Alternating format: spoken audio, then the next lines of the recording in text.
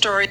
I heard a story this morning by a mutual friend of ours. Yeah. That a tenant moved into one apartment, took a broker's fee, said they were a broker. The landlord paid them a broker's fee, never paid $1 of rent. It's been 4 years. And then the owner of the building walked into the elevator and the guy shook his hand and said, "Nice to meet you. I love living here." Isn't that nice? No, this happens all the time. Now, there's a rage out there. So you have to say, you have to first go into tenant-landlord court and say, who are the advocates for, especially the smaller landlords? Because remember, in the outer boroughs, I am finding out when a apartment is empty, they're not putting it up for rent. Why? They fear getting a tenant that they won't be able to remove if they don't pay their rent or if they're vandalizing property. And how many of them, upon finally being ejected by the marshals, end up vandalizing the property? So a lot of these homeowners are saying, yeah, I invested a lot of money in this two-family house, but I'm going to leave that apartment empty. You got to sit with the landlord. You got to say,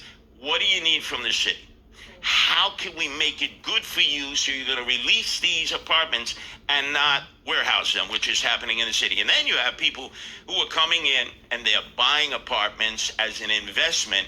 And that's an apartment that's not available for anyone unless you're going to offer them money as they flip that and make money. A lot of foreigners. Everybody agrees the housing court has to be revamped. Everybody agrees that the warehoused apartments need to come on the market. I do think that the city's become very much in favor of the tenants, and the landlords have been thrown out the window, and nobody's paying attention. And the tax revenue is coming from the landlords. So if they didn't pay their taxes, the city would have a tremendous deficit. So we do need to recognize the landlords. We understand that. I heard a story this morning by